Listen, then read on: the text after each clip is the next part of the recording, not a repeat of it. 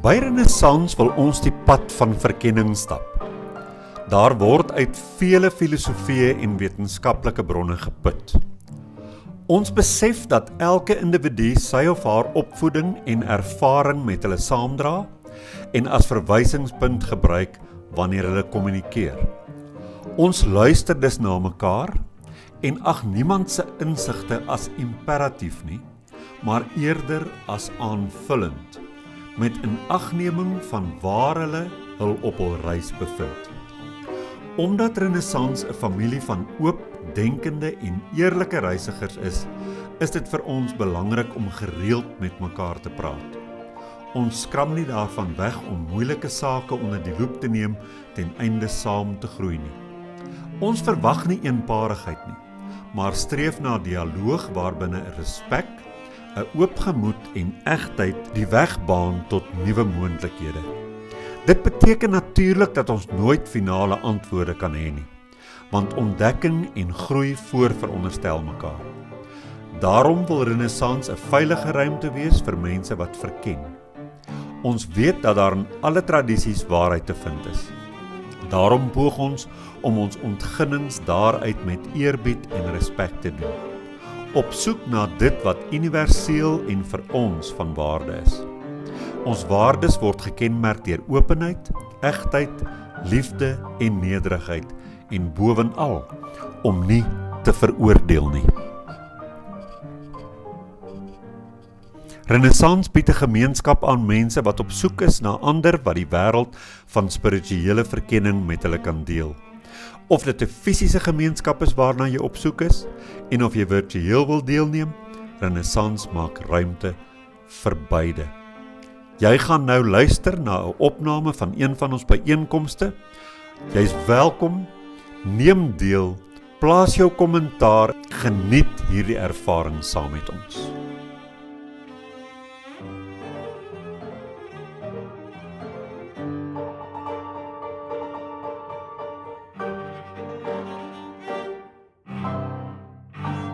Goeiedag vriende, ons wil julle herinner om Renaissans in gedagte te hou met jou finansiële beplanning.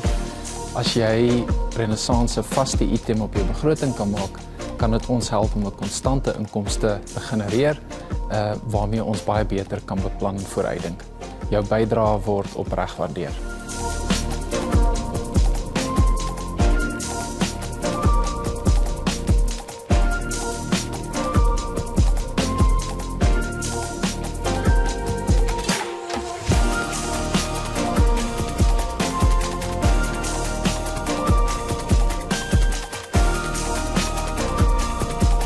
Goeiemôre julle.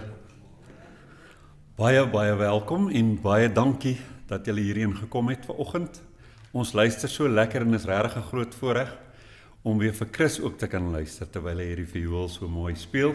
Nou ek moet sê, ek dink ons kan vir Chris 'n handeklap gee. Hy het 'n baba seun en hy sê daar's nie meer plek vir nog foto's op daai foon nie. Pragtige seentjie, ek het net nou gesien. Hy en Kaleid, ek was bevoorreg om hulle te trou, so ek voel so half of ek 'n aandeel het. So effe ouparag. Jannie en Chris, baie dankie, ons luister verder na julle.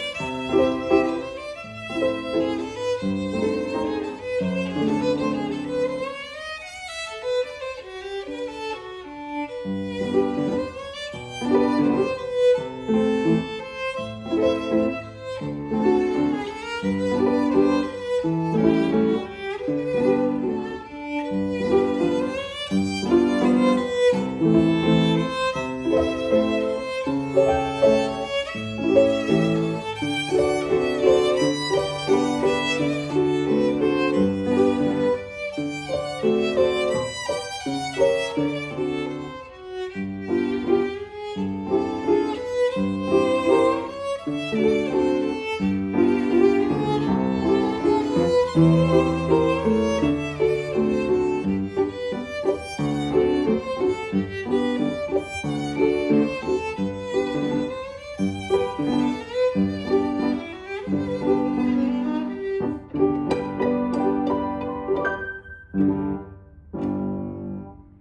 dankie julle.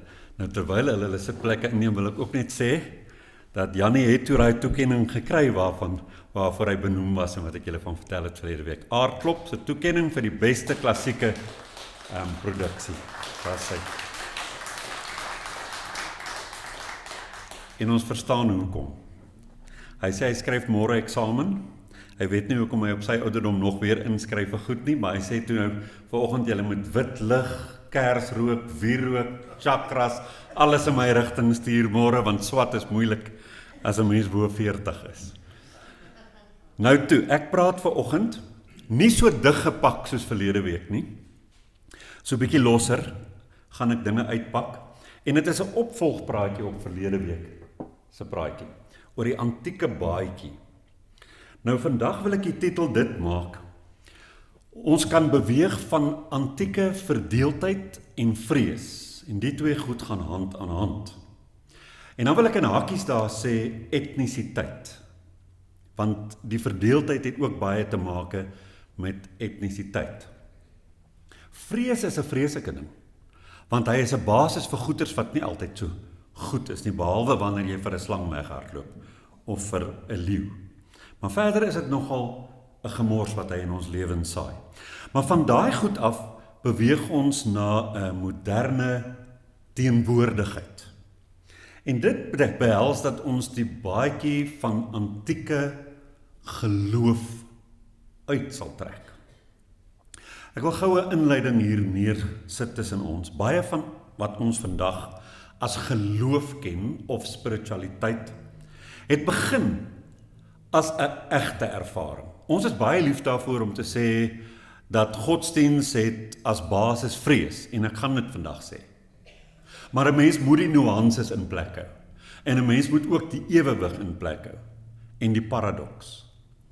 Die eerste mense het beslis, ook soos ek en jy, na alles om hulle gekyk en was in verwondering, en moes wonder, waar kom al hierdie grootsheid vandaan? Daar was 'n egte ervaring van verwondering en 'n stilstaan voor die misterie van dit alles. Maar daai ervaring is oor eeue heen vertaal. In die eerste plek het dit taal gekry, woorde gevind. Is dit vertaal, geïnterpreteer en toegedraai in kulturele goeders, in wette en in rituele. Nou mense sê met daai woorde eintlik baie, ek gaan net nou meer daaroor sê. Maar meer nog, dis toegedraai in die onkunde van die mense wat die eerste verwondering beleef het. Uiteraard, antieke mense, so onkundig oor die natuur, so onkundig oor alles wat rondom hulle is, behalwe dit wat hulle kon sien en voel. En hierdie het 'n vrees element ingebou in hulle interaksie met die misterie. Wat met ander woorde bedoel was as 'n venster op of 'n kykie na hierdie heiligheid van alles wat bestaan, het 'n muur geword tussen die mens en die heiligheid, tussen die mense en ander mense. In ons tyd is die wêreld kleiner. Maar wat vir my so vreemd is dat ons denke dikwels so stokoud bly. Dit is dalk tyd dat ons die antieke baadjie waarmee geloof toegedraai is, sagkens, soos ek verlede week gesê het, begin uittrek. Nie om die lig weg te gooi nie. Daar is natuurlik lig daar te vind. Maar om dit sterker te laat skyn, en dis vir my 'n belangrike punt om te maak. Dis nie dat 'n mens die antieke baadjie wil uittrek en dan sê, sodat die lig kan voortskyn, of sodat die lig vandag eie tyds kan skyn nie. My oortuiging is, en julle moet daaroor gaan dink, want ek gooi slegs gedagtes vir julle om aan te kou en herkou. Is dit nie dalk so, dat die antieke baadjie die lig dowwer laat skyn nie? en dat hy helderder sal skyn as ons daai baadjie van ons skouers laat afgelê nie. Die keer kan ons die lig sien skyn sonder antieke onkunde en die gevolglike vrees en hier's 'n belangrike een, die etnisiteit, die spesifieke kultuur wat dan verdeeldheid tussen mense op hierdie planeet tot gevolg het nie.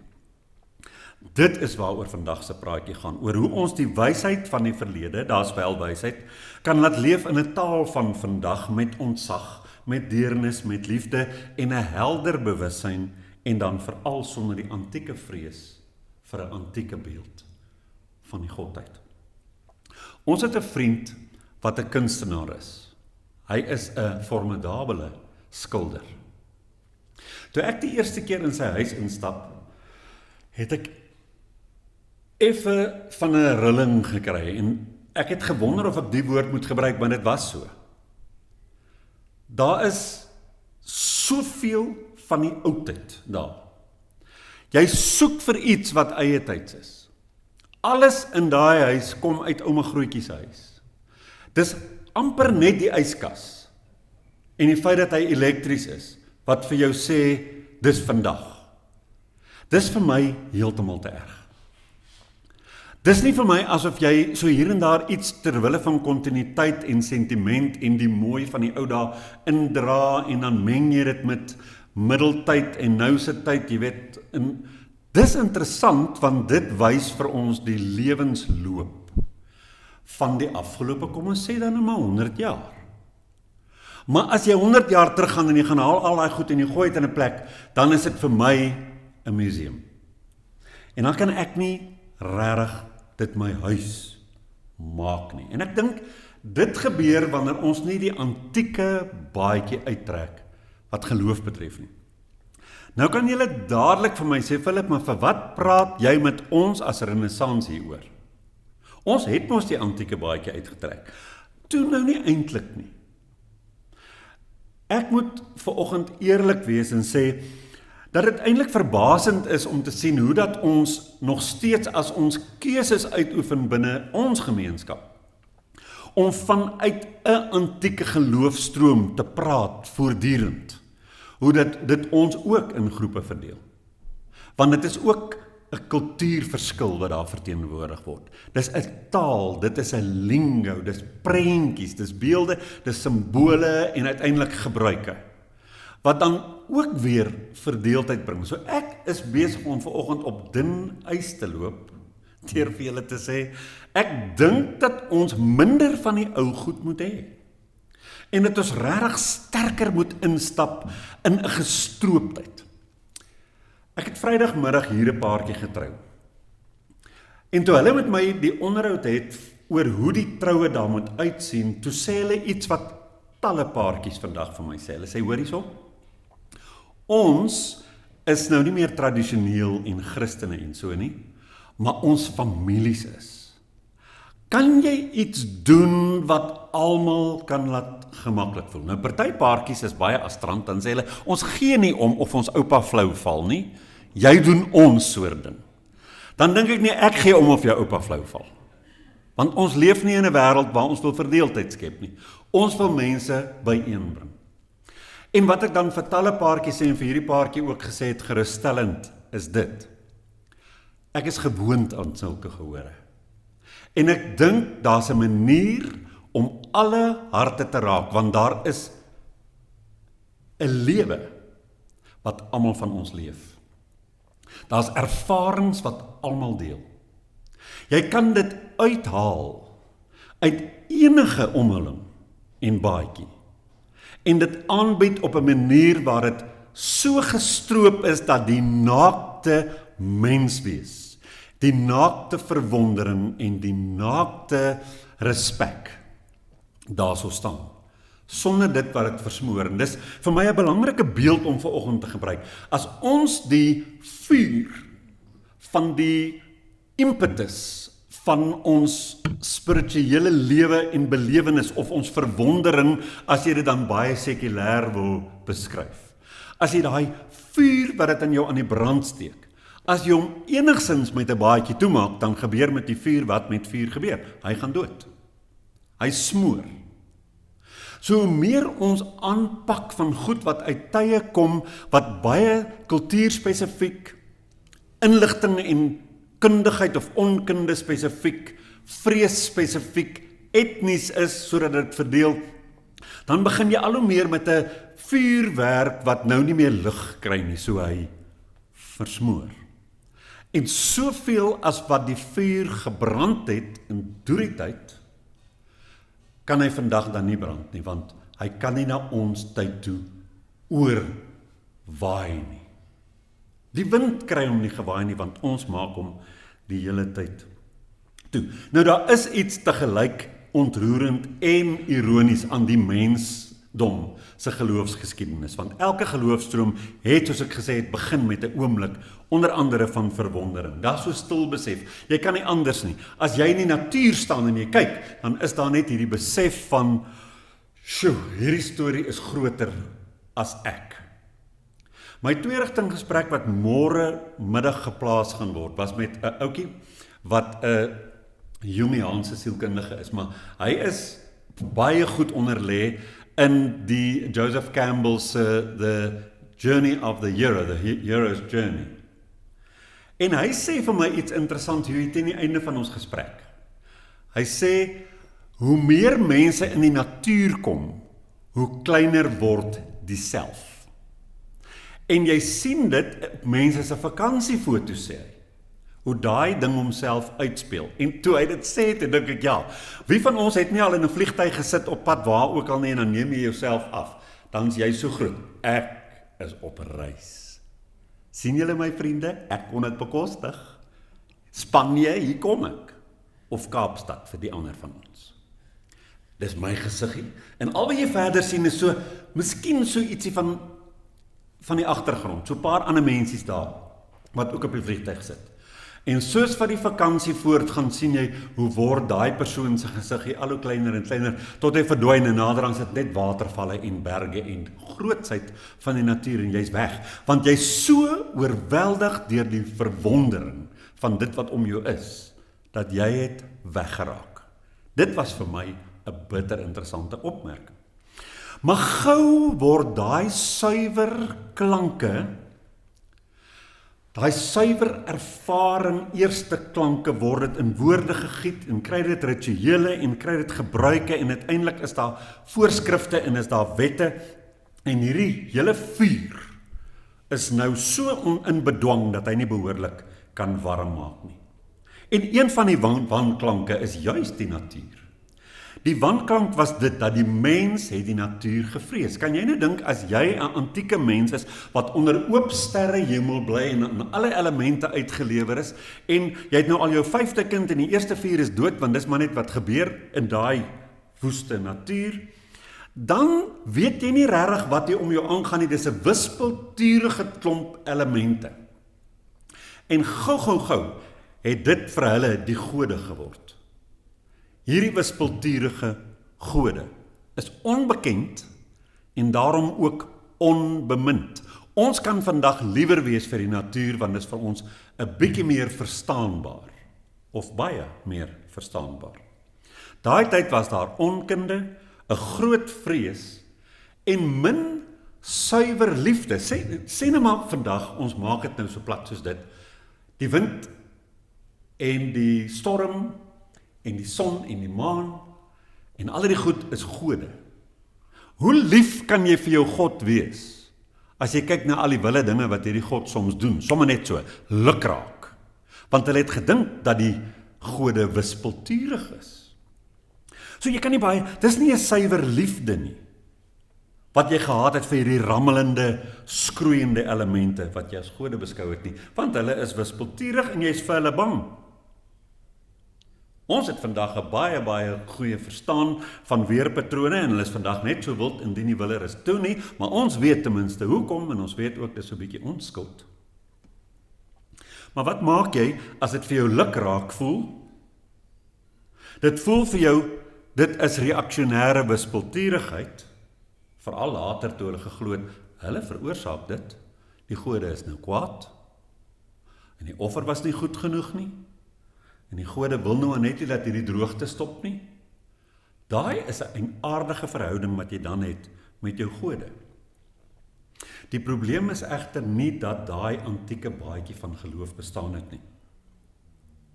Die probleem is, en hy kom na ons toe, dat hy wraggies nog leef in ons tyd en in ons kultuur. Ons het vergeet, baie keer vergeet, waar kom dit vandaan? En daarom deel ons nog so half-half in sommige van hierdie goed.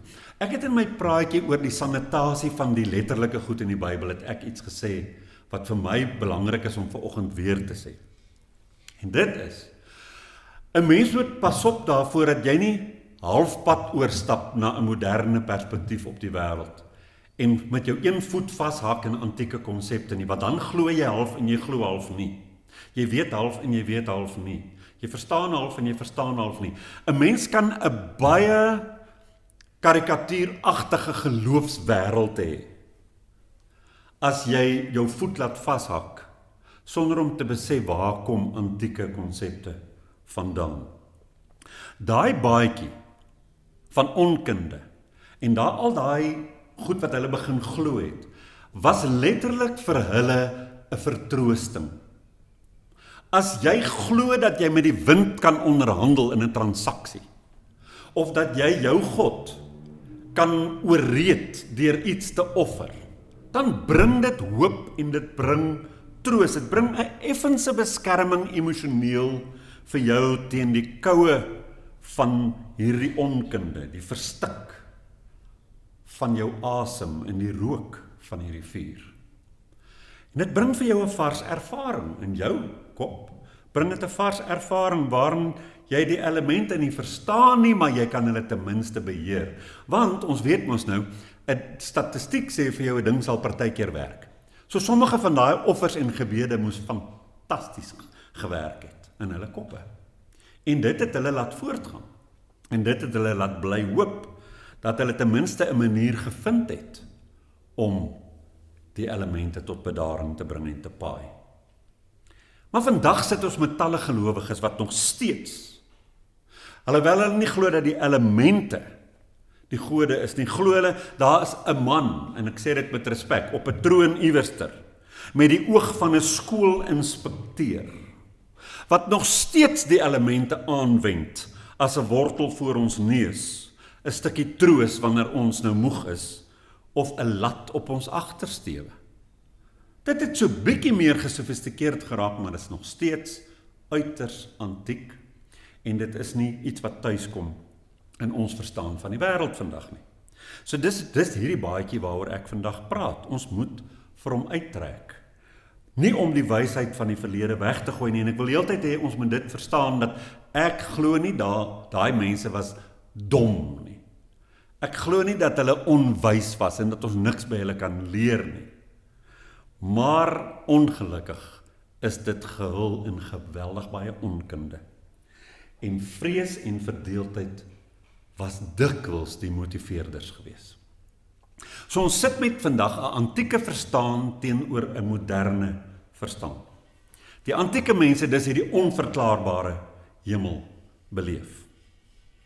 Al hierdie elemente was daar om woedend te wees of gaaf te wees, na gelang van hoe hulle gevoel het of hoe soet of hoe stout, gehoorsaam of ongehoorsaam jy was. Geloof was beslis nie 'n bloot spirituele ervaring nie, dit was 'n oorlewingsinstrument. Om die gode tevrede te hou, wat was nie soseer moreel nie. Dit was prakties en dit was uiters dringend dat jy dit doen. Die moderne mens leef ook in onsekerheid, ons leef in baie onsekerheid, ons verstaan die wette van die natuur beter, maar ek moet sê, ons verstaan vandag nog nie regtig ons eie harte nie, en ons verstaan dikwels ook nie die persoon wat saam met ons leef so goed nie. Ons kan 'n ster wat miljoene jare ver is, kan ons sien en meet, maar ons sukkel soms om te onderskei tussen dit wat wys is, helder is, en dit wat reaksies van ons ego is. Maar ons stryd is ten minste op 'n ander plek, waar die antieke mens geglo het, ek vrees God want hy kan my straf, sê die moderne mens. Nee, ek eer net die lewe want ek is deel daarvan. Die antieke mens soek reëls en probeer met alles in hom of haar gehoorsaam wees. Die moderne mens soek na die reëlmaat van die lewe en wil net graag daarmee saamwerk. Die een leef uit 'n eksterne beheer van daarbo en die ander uit 'n innerlike bewussyn. Die antieke wêreld het die mens as die onderdaan van die gode gesien. Die moderne wêreld het ons gebring by 'n plek waar ons besef ons is deel van die dinamiese prosesse van die lewe self. Dis nie meer 'n kosmiese hiërargie nie, maar 'n deelname aan die lewe se eie kreatiewe energie waarvan ons deel is.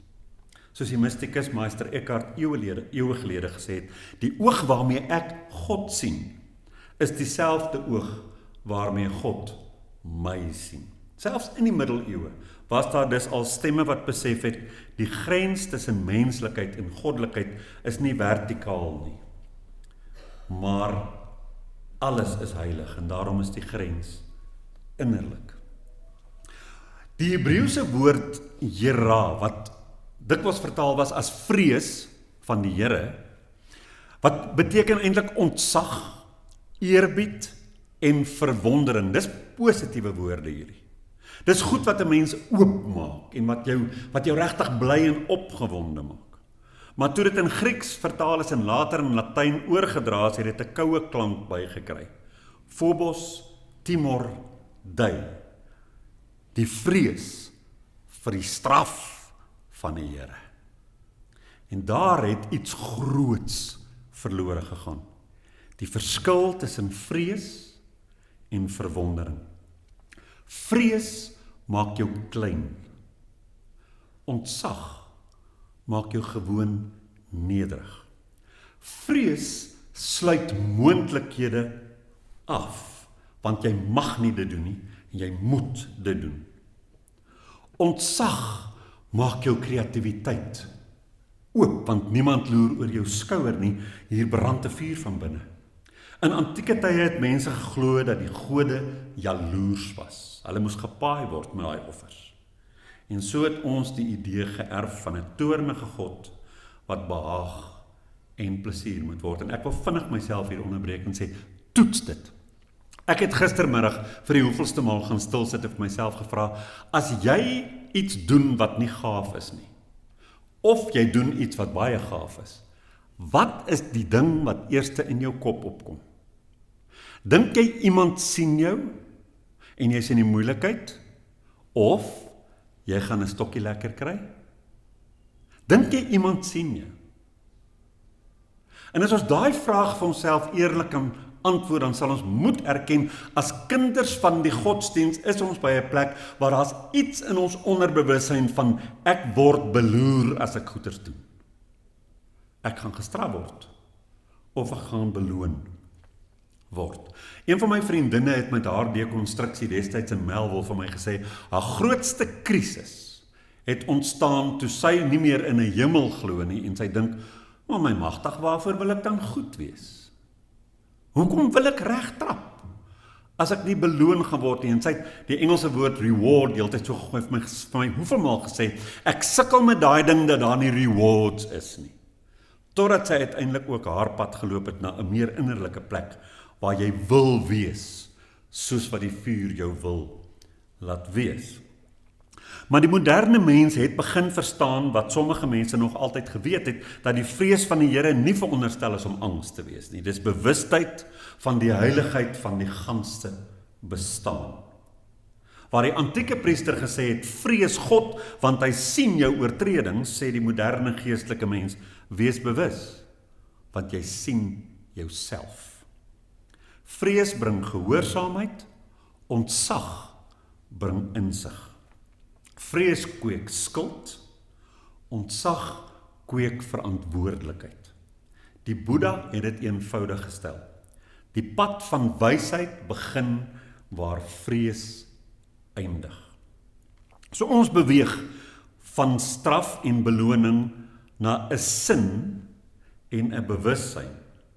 So ek het gesê in die antieke tyd was spiritualiteit en moraliteit 'n handelsooreenkoms tussen God en mens. Dis 'n transaksie.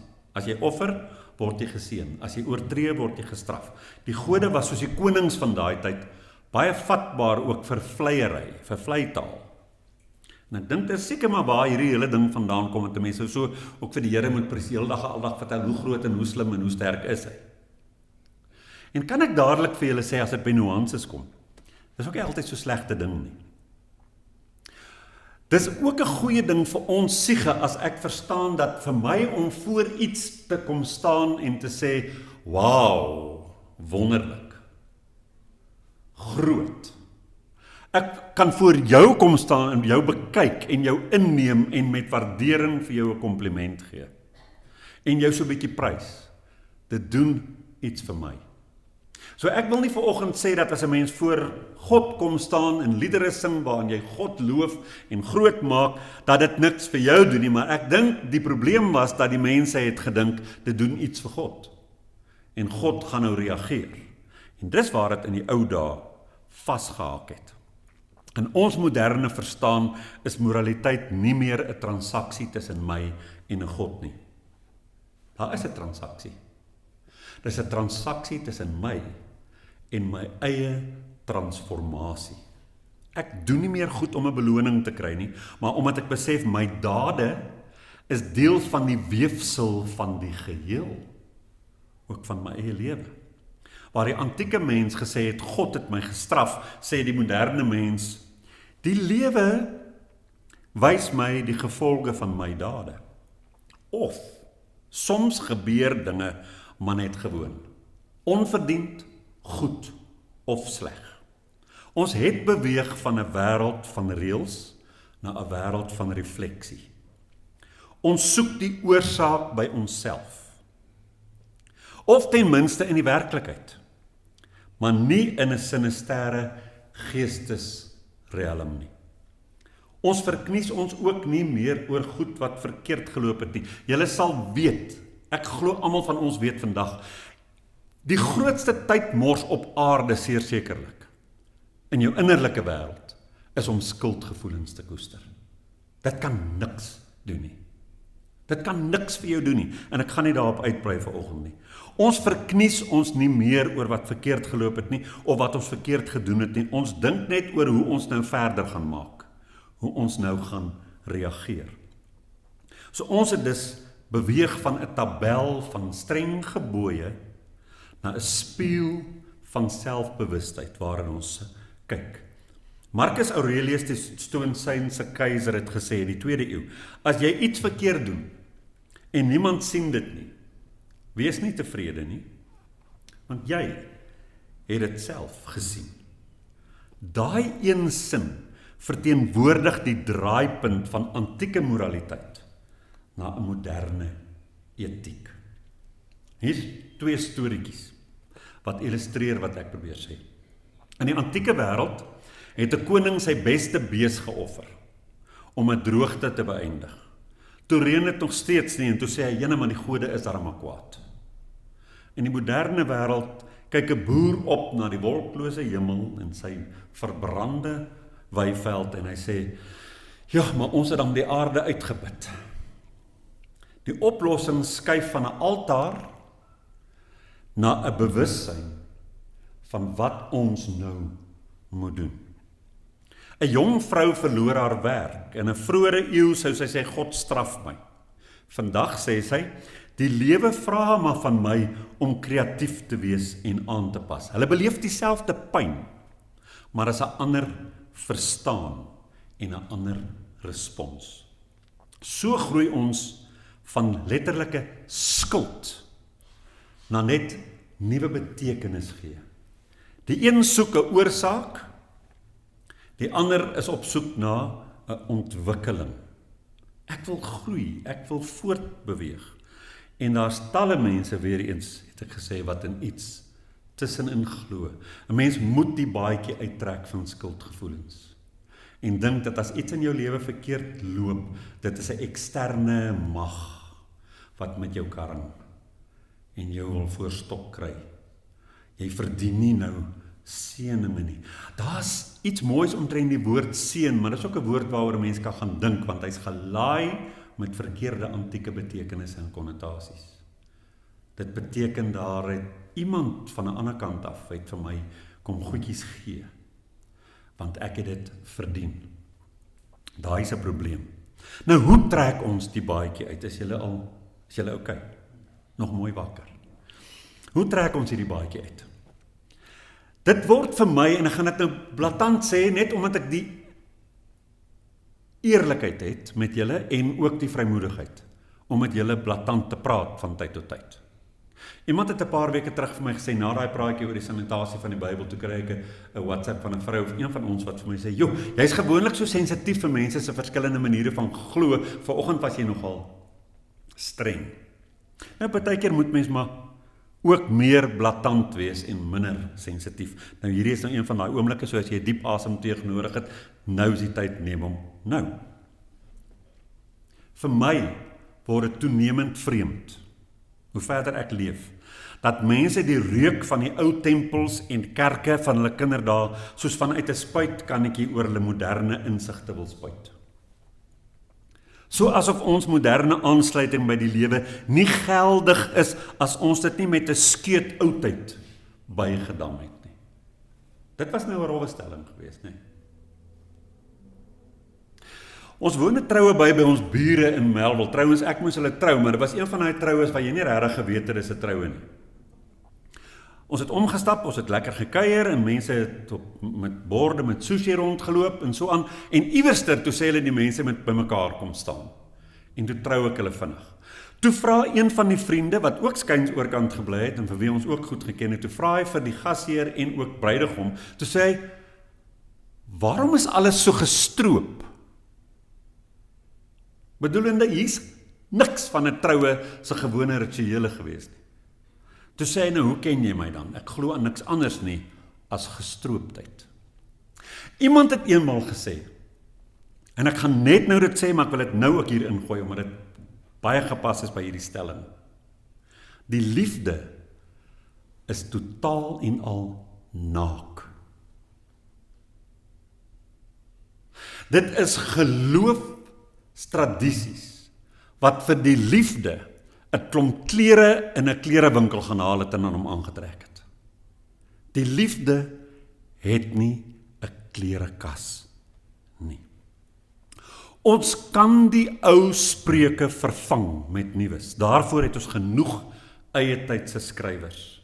Ek sê nie daarmee dat ons die ou boeke of gebruike moet weggooi nie. Ek sê bloot dat ons dit moet sien as antiek.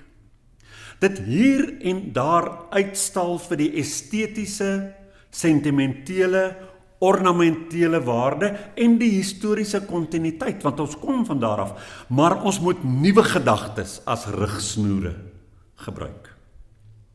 Ons moet die nuwe gedagtes, en hier word dit nou nog woester, selfs verhef bo die antieke gedagtes. Waarom?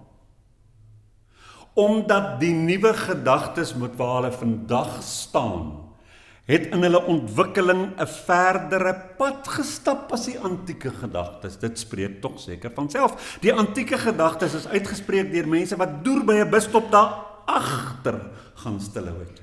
Ons het dwarsdeur eeue gekom tot waar ons vandag is.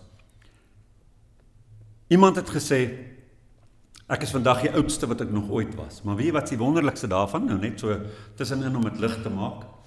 As jy vanaand vir jouself in die spieël kyk voor jy gaan slaap, kan jy ook vir jouself sê, ek lyk nou die jongste wat ek ooit sal lyk. Maar vandag se gedagtes oor die lewe is die oudste wat daar is. In terme van gevorderd.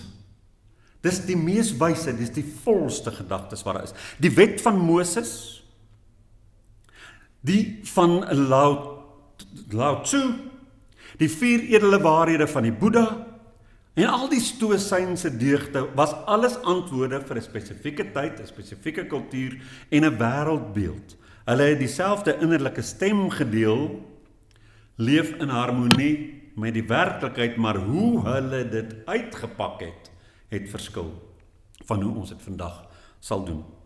Vandag vra die lewe nuwe vorms en selfs nuwe maniere van innerlike eenwording en koppeling met die lewe. Heeltemal ander forme. Ons het nuwe klere nodig vir dieselfde, nee, vir 'n helderder lig as hulle sin. Dis wat Rumi bedoel het toe hy gesê het, geloof is 'n klerewinkel. Die liefde is naak. Om die baadjie uit te trek beteken dit dat jy ontzag sal hê sonder vrees vir enige God of gees. Tweedens, dat jy deernis sal hê sonder dat die gevoel dat ek my dade wat ek in deernis pleeg aan 'n God offer. Dat ek liefde sal ervaar sonder om 'n beloning van 'n God te verwag. Dat ek bewustheid sal hê van hoe die lewe se ratte werk sonder 'n eksterne beheer deur 'n God wat onverstaanbare reëls afdwing. En hier's nog 'n ding om oor te dink. Ons dink ons is verlos van die wet. Niemand het vanoggend die gebooie gelees nie. Gaan dink bietjie hoeveel gebooie het jy in jou kop. Ons sit 2 weke gelede in 'n koffiewinkel en 'n oomie sit by ons aan die tafel en hy is nou sommer erg warm onder die kraag vir vandag se mans wat nie hulle hoede lig wanneer hulle jou groet of aan 'n tafel gaan sit nie. En ek dink net, soveel gebooie en dit maak geen sin op aarde nie. Elke keer as jy kies om nie uit skuld of vrees of 'n vroeëre vroomheid of 'n hoop op beloning te leef nie, maar uit 'n sobere, eerlike teenwoordigheid trek jy 'n laag van die ou baadjie uit. Dit het praktiese toepassing. Dit beteken dat jy ontzag sal oefen.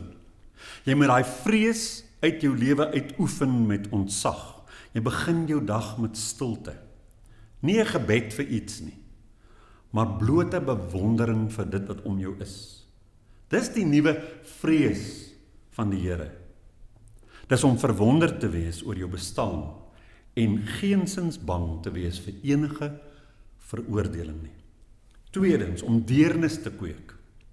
Wanneer iemand anders jou skok of irriteer, dan sê jy vir jouself, daar gaan ek, maar net in 'n ander vorm.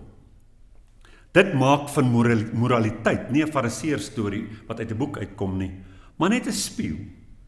En moraliteit is ook nie meer 'n wapen teen ander mense nie. Dit word bloot vir jou 'n spieël. Derdens, beoefen jy bewustheid. Voor jy enigsins praat of reageer, vra vir jouself, is hierdie 'n faset van my ego? Of is dit helderheid wat nou wil reageer? Want so skuif ons van reaksie na respons. Vierdens, leef nederig. Moet nooit sê, ek weet nie. Sê altyd, ek leer nog. Die moderne vorm van nederigheid is nie klein en kruiperig nie, maar is doodgewoon oop. Sukkel julle ook soms, en nou is ek 'n bietjie blootstellend wat myself betref, sukkel julle ook soms met daai ding om jouself nie te wil kleiner maak, terwyl dit daarvan dat jy voel, ag, jy weet, ons is mos deur ons groot word meestal so effens gekrimp. Mannetjie, jy moet nie dink die wêreld gaan oor jou nie. Mannetjie, jy moet nie te groot wees vir jou skoene nie. Jy moet nie dink jy's slim nie. Daar's baie sulke goed wat in ons koppe gekom het. 'n Mens voel half skuldig as jy dink jy's oulik. Dis asof jy dit eintlik nie eens reg kry nie. Wat nog te sê van skuldig voel, want jy het nie daarby uitgekom nie. 'n Mens kan oop wees as jy nederig is. Dit maak jou oop. Maar dis allermins klein en kruiperig. Laastens, die liefde. Die liefde word uitgeleef. Nie as sentimentele gebaartjies en emojis en woordjies en boodskapies nie, maar as opregte aandag. Om regtig te luister is die hoogste vorm van liefde. So word spiritualiteit prakties. Nie in rituele nie, maar in teenwoordigheid. Ek sluit af. Wanneer ons geloof, moraliteit en spiritualiteit stroop van hulle antieke etniese laag, bly daar iets eenvoudigs maar kragtigs oor. 'n Stil lig in elke mens en jy sien hom. Waar as jy etnies bly, is daar dadelike verdeeldheid. Geen antieke God het aan die hele wêreld behoort nie, hy het aan een nasie behoort. Nou kan jy vir my sê, ja, maar Jesus het gesê, gaan dan heen en maak disippels van alle nasies. Natuurlik sou hy dit gesê het. Alle antieke godsdienste het geglo, ons God is die regte een, ons storie is die waarheid, hierdie ding moet verkondig word. En hulle het 'n stalletjie opgemaak by die skou en gesê, koop ons produk. Dis proselietmakery, dis evangelisasie. Dis nie vreemd nie. En daarom hoef jy dit nie ernstig op te neem nie. En een van die belangrikste baadjies om uit te trek is die baadjie van evangelisasie. Om te gaan en jou geloof te gaan verkondig. 'n Ander mens moet jou geloof aanneem. Dit is uiters antiek. Ons leef in 'n wêreld vandag waar ons gestroop is van daai hele konsep dat een nasie superieur is bo die ander en dat die ware God homself kom openbaar het aan een nasie en gesê het, nou gaan vertel jy vir die ander. Want ek kon nie met hulle ook gepraat het nie. Daai is 'n antieke konsep. So die belangrikste ding vir my en jou om te besef is dat, maak nie saak watter ou godsdienst jy aanhaal nie, hy kom uit 'n etniese en 'n kulturele konteks. En die oomblik as jy daai ding gaan praat, dan word jy soos ons vriend, wie sy hele huis soos 'n museum lyk. As jy vir my die hele dag gooi met boeddhisme, of jy gooi vir my die hele dag met mistisisme, of jy gooi vir my die hele dag met die Christendom, maak nie saak of hy progressief is nie, ek kry 'n gevoel van ek is in die museum. Ek wil jou stem hoor as 'n moderne mens wat op jou eie, vanuit 'n autentieke plek jouself leer ken en in verwondering staan met hierdie hele heelal waarvan jy deel is. En ja, jy kan vir my 'n ou dingetjie van jou ouma en jou oupa en van hierdie en van daai wys, maar dit is ornamenteel en dit gee 'n bietjie van 'n verwysing van ietsie wat oulik is uit die verlede, maar dis baie belangrik om ook nie verdeeldheid te hê nie as die mensdom of gemeenskap soos ons dan nou wat absoluut op die drempel daarvan staan in eie tydse taal kan praat wat ons met mekaar verenig en wat fokus op die gedeelde verwondering. En die baadjies by die huis los, as jy dan so lief is vir daai baadjie, gaan trek hom aan en sit voor jou vuurtjie en lees daai boek, maar wanneer ons praat met ander mense en ons wil harte raak, moet ons praat oor dit wat almal kan verstaan. Julle mag maar uitasem. Die antieke mens het die lig buite hom met 'n goeie skeet ekkigheid, ons nasie, ons God, 'n goeie skeet vrees vir daai God en selfverkleinering aanbid.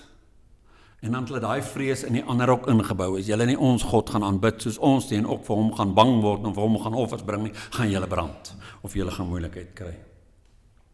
Die moderne mens weet ons aanbid niks daar buite nie. Die vuur brand in ons.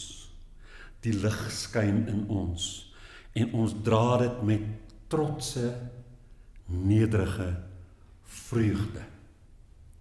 Daar's 'n ou zen gesegde. Dis nou ryk komende van my wat sê moenie altyd die ou goed aanhaal nie, maar dis bietjie. Dis nie baie nie. Voordat ek my weg gevind het, het ek gebid vir lig. Toe ek dit gevind het, was dit die oomblik toe ek my gordyn oopgetrek het. En miskien is dit die betekenis van verligting. Nie dat ons die lig vind nie, maar dat ons sal ophou om dit in onsself te bedek. Die baadjies was goed vir hulle tyd en hulle plekke, maar die lig, die liefde, die bewussyn, wat dit nou vandag nog probeer beskerm en behou en laat voortleef, wag soos 'n vuur wat gesmoor word op 'n eie tydse lig, waarin dit kan asemhaal en werklik knetter en brand. Die oom daarbo en ek hieronder is 'n prentjie wat vir altyd moet verdwyn. Die vuur is in elkeen van julle nou. Die lig is in elkeen van julle nou. Maak hom oop. Leef hom nou. Dit was my storie.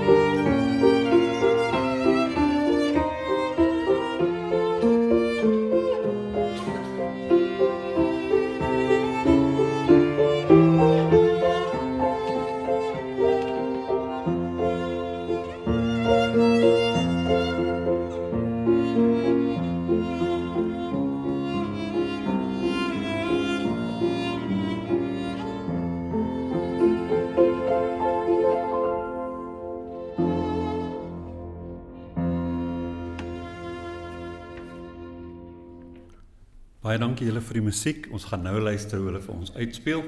Ek wil net sê, vandag nooi ek julle na 'n koffie toe waar ek self nie gaan wees nie, jammer. Ons het 'n ander plek waar ons moet wees en dit laat nie vir ons tyd om koffie te drink nie. Dit, soos julle weet, sal nie baie gebeur nie, maar ek gaan my ook nie daaroor verknies of skuldig voel nie. Soms gebeur dit nou maar. Maar die van julle wat kan, gaan kuier lekker met mekaar en drink koffie. Die wat nou nie kan nie, dit word ook verstaan. Natuurlik word dit vandag veral deur my verstaan. En mag julle dag en julle week wat voor lê wonderlik wees en laat daai lig skyn en daai vuur brand en moed vir hulle nie smoor of demp nie. Mooi loop.